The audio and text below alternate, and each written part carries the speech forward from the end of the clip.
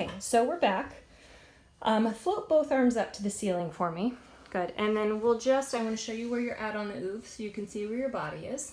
And you're very well placed on the oov. So the oov is just sort of starting at the base of the neck. And then your tailbone is, see if I can get a better view. Your back is nicely supported and you're in a slight posterior tilt. And that means the pubic bone is slightly tilted up toward the ceiling, but it's not exaggerated. Okay, and right now we have your feet up on a chair. And let's bring the heels up onto the chair a little bit more. So put the, yeah, exactly, like the curve of your foot, how it would just naturally rest on the chair.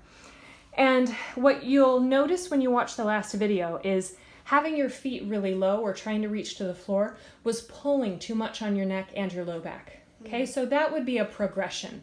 So we've regressed the movement and we're going to start on a chair, but you probably feel a lot more balanced here. Yeah. Yeah, good. So let's bring one leg up to tabletop. And then see if you can switch legs midair. So you'll put one foot down and lift the other one up. Nice. And let's do that again. Take a breath. That's it. Good, and we're asking the body to balance on the oov, doing little marching steps using the seat of the chair. And your body's being asked to balance in a variety of planes. And this is pretty challenging, right? Yes. Yeah, and rest both feet down. All right, take a breather. Let's bring the arms back down to the ribs. So a way to progress that. So if that feels super, super challenging, and come closer to your heels again on the chair. That's it. That'll just give you a greater sense of stability. And when you're closer to your heels, you can connect a little bit more to your butt. Yep. Yep. You feel how that just kind of, it feels a little more stable? Good. So let's bring one arm up. And you chose your right arm. And let's lift the opposite leg up to tabletop. Yeah. Now, bring that arm down and switch arms. And that feels pretty stable. And switch again. Good. And nice job coming back to the breath. And switch again. Good. And you feel some wiggle here, right? So there's still a stability challenge. Good. And I'm going to zoom in a little bit to the pelvis. You can see that motion in the legs and the hips. Good. Don't forget to breathe. Good. And as you're doing this, switch legs. So bring the right one up. Good. And then continue with the arms, keeping the right leg up. And lift that foot just a bit higher. There it is. Excellent. And we're focusing on staying connected to the oov, so there's no gaps under the back. The pelvis is really being held in a stable position, but it's also asked to stabilize itself. Now, do you feel how your knees are staying pretty close to each other? Yeah. Can you separate your knees a little bit more? Separate the legs a little bit more and ask the legs to find a little more opposition. That could also add to a better sense of balance in the hips. Nice. Two more. Okay, both hands on the ribs, elbows on the floor, both feet on the chair. Take a moment.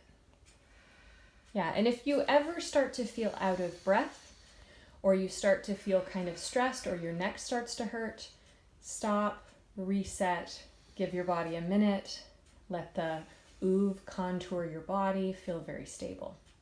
And always remember that speed, range of motion, and load are always earned. So you always want to feel stable before you increase your range of motion, before you add weight, and before you increase your pace.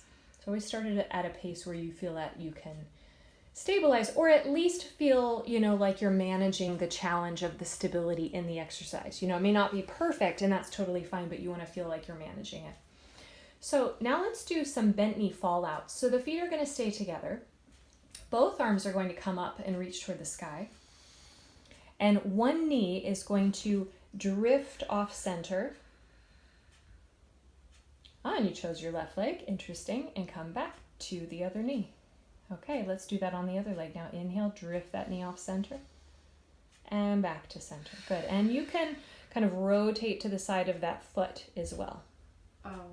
So the leg that's rolling out to extra, exactly, and then bring it back. Good. Other leg. Out to the side. Ah, and notice what happened to the left as you took your right leg, right? The left one was like, oh, we're going to counterweight that. So see if you can keep one leg on the midline and notice how that increases challenge. Good. Uh-huh. The right one's harder. Yeah. So as you're asking your right leg to go off center, the left leg is struggling to maintain its own sense of center. Yeah, and slow that down. So as we slow things down and we pause so pause right there. Did you that spot where you felt like you were going to bottom out, pause there and hold it? And then slowly come up, fill in that pothole. So what this does is we're filling in those potholes that we have where the movement destabilizes. Mm-hmm. And we're finding those exact spots in the range of motion where we're less stable, and we're filling that in with stability. And we're showing the brain that it has stability there, or we're giving stability to the body in that place. Excellent use of the breath.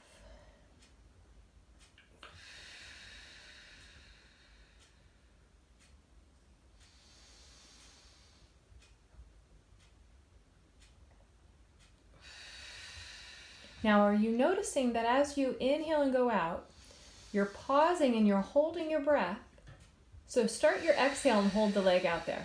So I'm going to have you hold the leg out there and take a full breath, an inhale and an exhale. Good. 2 more breaths. Keep your leg there. Is it harder to continue breathing while you hold the leg out there? Yes. Yeah. And that's because when we hold our breath, the diaphragm provides a sense of stability for the body. So we also want to teach the body that it can hold itself in balance without relying on the diaphragm all the time to stabilize. Very nice. So maintain that flow with the breathing as you hold that leg in space there. Really nice. 2 more there. How you doing laying down? You getting tired of being on your back here? No. Okay. Let me know if your back starts to hurt. Is your hand getting a little numb? Mm-hmm. Okay, so let's bring the hand down to the floor. Both hands down to the floor. Good. Yeah, so if you start getting tingling or you start feeling achy, it's time to come off your back. Uh-huh. Okay, so that's something else let's do a little pelvic curl here. Curl the pelvis toward the nose. That's it. And then allow the pelvis to drape back over on a full breath. Yeah, exhale right there. Good. Inhale and exhale to curl. Good. Exhale right there. Inhale and exhale back down. 2 more like that. Inhale and exhale to curl. So stay right there. Use your exhale to actually find that abdominal connection. So you'll see on the video how there's a tendency to inhale, move into position, and then hold your breath. Yes. And then you're exhaling as you go the other way. But we want to make sure we use the exhale is where we get the greatest degree of abdominal contouring. So that exhale is where you see the belly really hug the spine and create more length. So then inhale to prepare. Exhale, reach the tailbone away from you now. Hold their exhale, deepen that engagement. So start your inhale before you start the movement so that the exhale happens at the end of the movement where you can really wring it out. So... And curl. Good. And inhale. Reach the tailbone back down. And exhale. Inhale. Exhale. Curl. Inhale. Reach the tailbone back down. Exhale all the way to the end of that movement. Nice. Yeah. Good. And that is an excellent sign. So if you start yawning, it means that's when you're really getting into oxygenating your brain and your blood. So yawning is always good. We used to get in trouble for that in dance class, and that's not fair because it's actually a good thing. Good. That's it. Yeah. And so when you watch this, you'll see how when you exhale, that's when you're really using the abdominals to get deeper and deeper into that. Good. Okay, we're going to take a pause here.